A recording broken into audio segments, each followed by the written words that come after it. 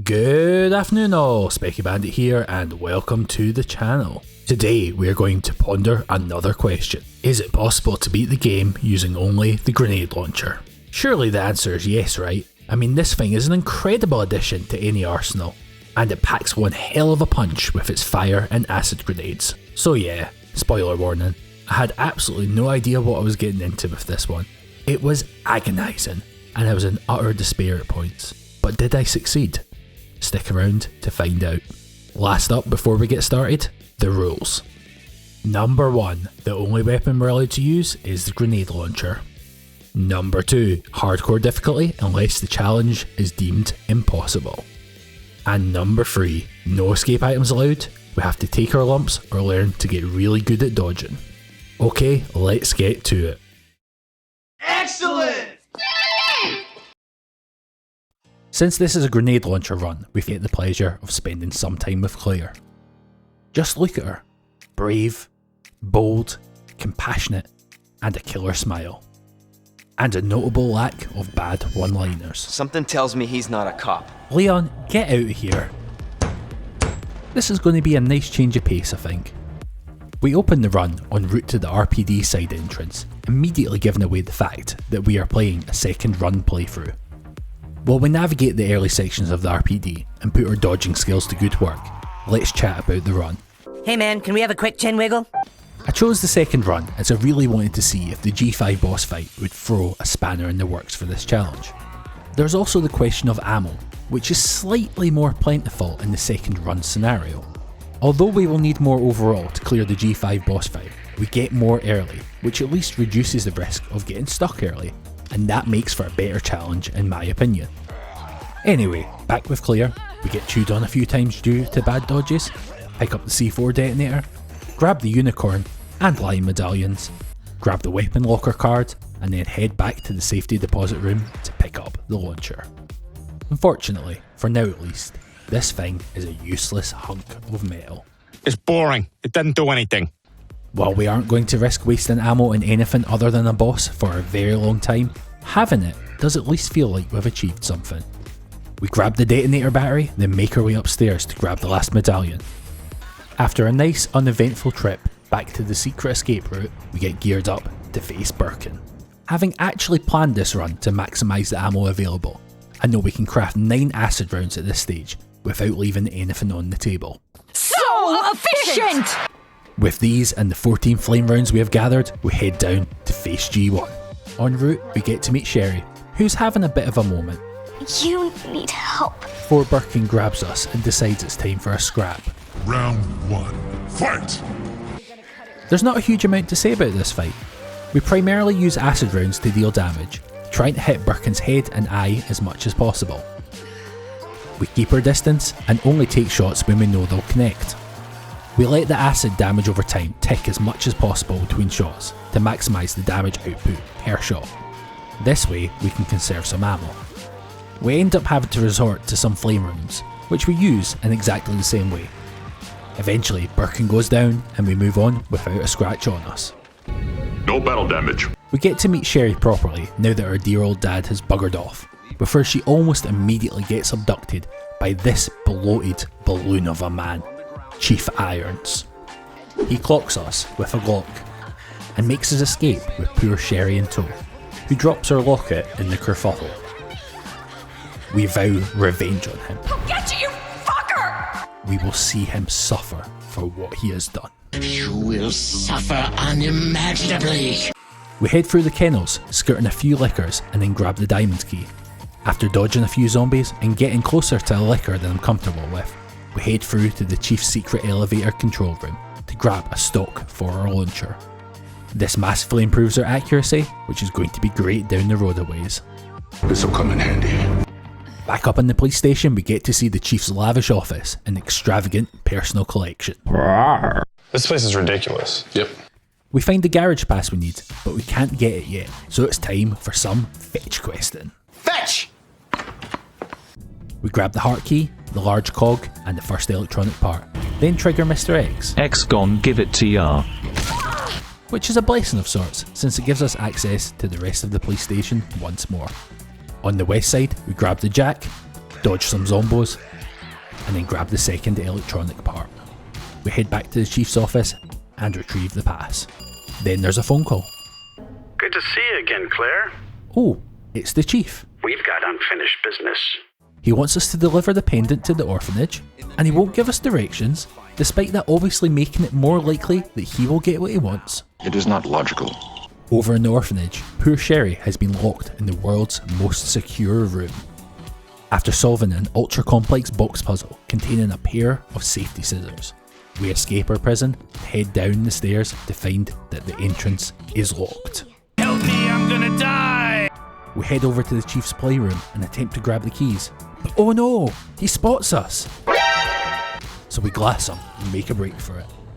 After some awesome evasion on Sherry's part, the chief takes a break to powder his nose, allowing us to grab the keys and make a break for freedom. Well, sort of. We don't get very far, but dear old dad is back. He is mad as all heck. Back with Claire, we escape the RPD with a few stalkers hot on our tail. We make a break for it, dodge some dogs and zombies, then zigzag to the orphanage. Once inside, we get the satisfaction of seeing the chief suffer, find Sherry, then immediately abandon her and hope that Mr. X will use her as a chew toy for long enough that we can escape. Thankfully, this is unnecessary, as dear old dad comes to our aid once again. That's got to be Father of the Year material right there, I think. And by the way, Father of the Year here. In the sewers, we get separated from Sherry, Where's Sherry? but we quickly find her and realise that dear old dad isn't quite the calibre of man we thought he was. She is now infected. Infected. She needs help, and she needs it quick, so we go to work. After some more zombie dodging, and some not zombie dodging, we grab some extra supplies and the rook plug. Down in the G-pit, we follow our usual no weapon tactic of getting grabbed repeatedly until we luck past everything. This one was rather close, with a coffin fit allowing a zombie to get within inches of us. That was close. Too close. After locking some zombies in a cage, we grab the remaining plugs and dash back to safety. We solve the plug puzzle and head through to the G2 fight. Now this fight is frankly straightforward.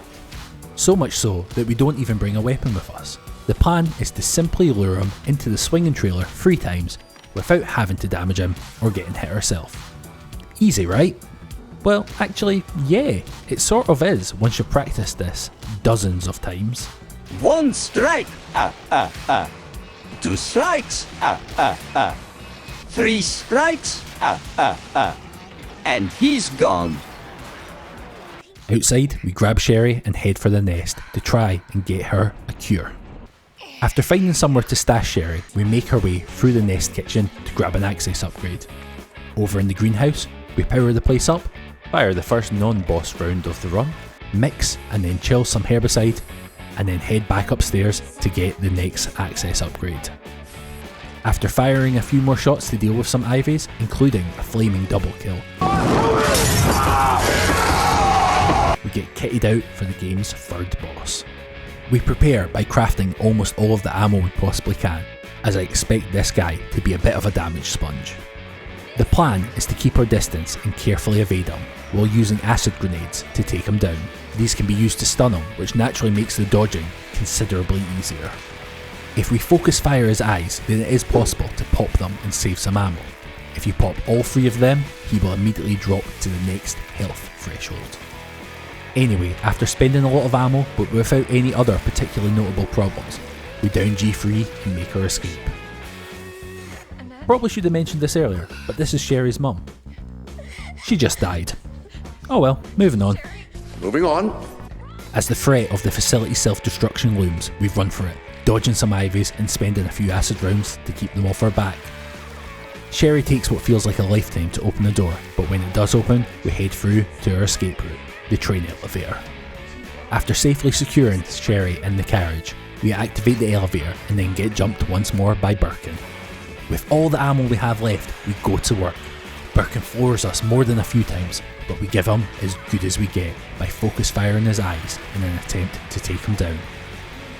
We fire shot after shot after shot, nailing him over and over again. We dodge blows, we pop eyes, we bathe him in acid and fire. And then we run out of ammo. Oh, that isn't good. I think I'm in trouble here. Okay, this is fine. Let's just let the timer run out and try again.